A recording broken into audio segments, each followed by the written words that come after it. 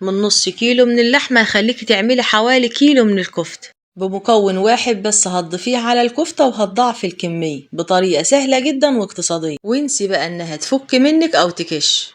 مكون واحد بس هتضيفيه هتضاعفي الكمية وطعم وريحة تجيب اخر الشارع من بره، وتعتبر الطريقة دي من افضل الطرق اللي عملتها معاكم على اليوتيوب، طرية وفي نفس الوقت متماسكة، واللي أهم من ده كله إنها من غير فول صويا. بس نسمع الفيديو للآخر وما ننساش اللايك ومشاركة لكل حبايبنا، ولو أول مرة تشرفوني أتمنى الاشتراك في القناة وتفعيل زر الجرس على الكل علشان يوصلكوا كل جديد. أول حاجة زي ما عودنا المشاهدين هنسمي الله ونصلي على الحبيب صلى الله عليه وسلم. معايا هنا نص كيلو من اللحمة المفرومة، ويفضل انها تكون فيها حتة ملبسة، ولو ما عندكيش تقدر تستبدليها بحتة من الدهن او اللي. وهنحتاج حوالي 100 جرام في الكبة، وهفرم بصلاية حجمها وسط وقرنين من الشط. معايا هنا واحد احمر وواحد تاني اخضر، ولو مش متوفر عندك الكبة تقدر تعمليهم بالسكين او حتى المبشرة، المهم ان هم يكونوا مفرومين فرم ناعم. هضيف لهم كمان فصين او 3 من التوم وهفرمهم في الكبة، ومن غير ما اصفيهم من المية هنزل بيهم كلهم كده دفعة واحدة على اللحم. واللي هيميزها بقى وهيخلي طعمها وريحتها بالطريقة الأصلية هضيف لها كيس من بهارات الكفتة، بتجيبيها جاهزة كده من عند العطار، وهو بيبقى فيه حوالي معلقتين كبار، وحوالي نص حزمة من البقدونس الأخضر هفرمهم بالسكينة فرم ناعم. ويفضل بقى لو مش هنساوي الكفتة في نفس الوقت وهنخزنها في الفريزر، ياريت ما نضيفلهاش الخضار غير وقت ما نيجي نستخدمها، لان لو احتفظت بيها في الفريزر هيغير من لون الخضار. نيجي بقى للتوابل بتاعتنا اللي مفيش ابسط ولا اسهل منها.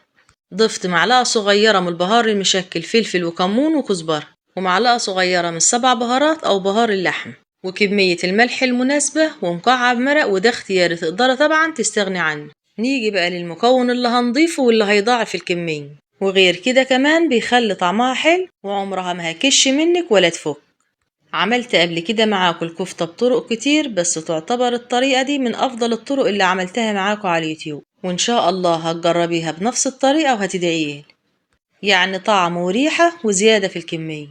في مطحنة الخلاط أو الكبة وهضيف 3 معالق كبار من البرغل، وممكن تخليهم 4، وهيبقى حوالي نص كوباية من البرغل، بس أنا بصراحة ما ضفتش غير 3 بس.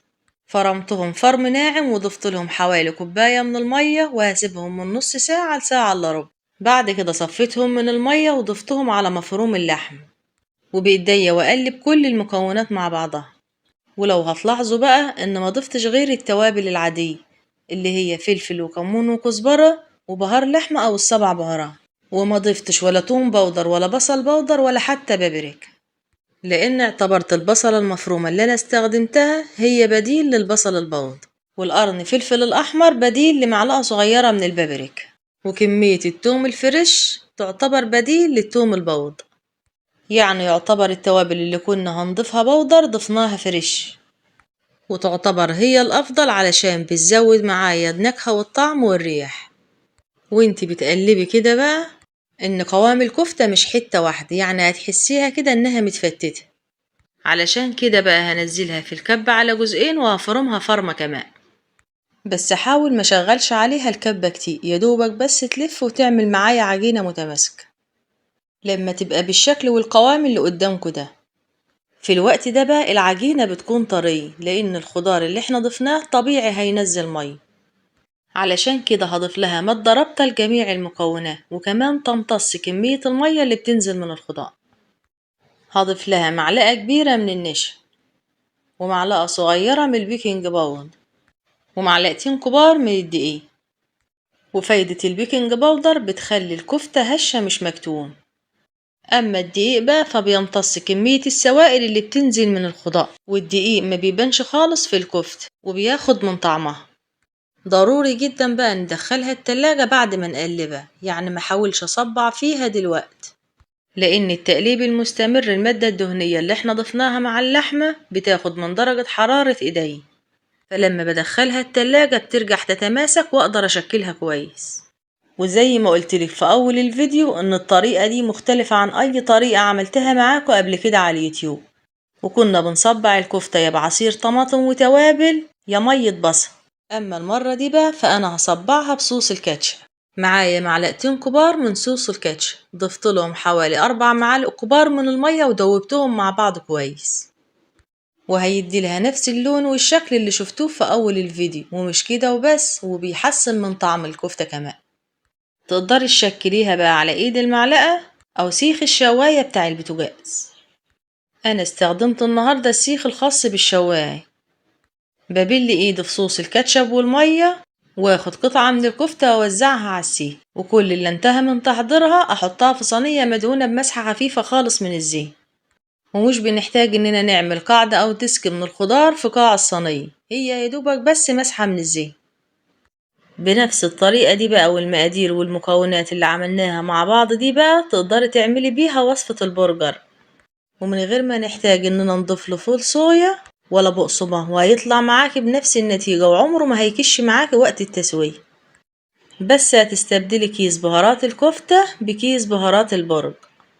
وقت التسوية طبعا مش هنسويه في الفرن، هتسويه في طاسة على النار او جريل. وهخلص باقي الكمية كلها زي ما انتوا شايفين كده علشان ما اطولش عليكم الفيديو. والخطوة دي بقى اختياري، تقدري طبعا تستغنى عنها. معايا هنا معلقة كبيرة من الكاتشب، ضفتلها معلقتين كبار من الزيت، هدوبهم كويس وبالفرشة وهمشيها على وش صوابع الكفت. وأوعدك إنك هتاكلي أطعم وأجمل كفتة عملتيها في حياتك. والخطوة الجاية دي كمان اختيار، بالسكينة وهعمل خطوط على وشها من فوق أكني مسوياها على جريل أو شواية. والصينية دي بقى مش محتاجة غير شوية سلطة ورز أصفر وطحين. وجمعي كل حبايبك حواليك وتعيشوا وتعملي لهم كل حاجة حلوة من ايدك يا ست الكل. في الوقت ده بقى كنت مولعة الفرن يسخن على درجة حرارة عالية، وأول ما سخن هديت النار وخليتها وسط، ودخلتها على شبكة الفرن في الرف الأولاني من تحت. أهم حاجة إنها ما تاخدش وقت طويل في الفرن، لأنها كل ما قعدت في الفرن مدة طويلة كل ما الفرن امتص كمية السوائل اللي في الكفتة، وتيجي تاكليها تلاقيها بتشد وجمد. عايزاها تبقى دايبة أكتر ما تاخدش وقت طويل في الفرن. وأول ما تبدأ القاعدة تاخد لون نفتح لها الشواية، ما بتاخدش وقت في الفرن وبتخرج وبتبقى بالجمال ده. وممكن كمان تسويها على عين البوتاجاز وتهدلها النار خالص لما القاعدة تستوي، ومن وقت للتاني تدور الصينية لما القاعدة كلها تاخد لون واحد. بعد كده تدخليها تحت الشواية لما تاخد لون. والنص كيلو من اللحمة مع الإضافات اللي ضفناها دي بيعمل معايا حوالي كيلو. وشوفي بقى لو هتشتريه من بره هيكلفك قد ايه، وكفاية انك عاملة كل حاجة بنفسك وضامنة مصدرها ونظافتها. ويا سلام بقى لو حباها تاخد من ريحة الشوية، تولعي لها فحمة صغيرة وتنقطي عليها نقطتين 3 من الزيت وتغطي عليها وهتبقى بنفس ريحة الجاهز، بس طبعا مش بنفس الطعم، دي بتكون أجمل وأجمل علشان من إيديك الحلوين يا ست الكل. دي كانت وصفتنا النهاردة، أتمنى إنها تنال إعجابكم، ولو أول مرة تشرفوني أتمنى الاشتراك في القناة وتفعيل زر الجرس على الكل علشان يوصلكوا كل جديد.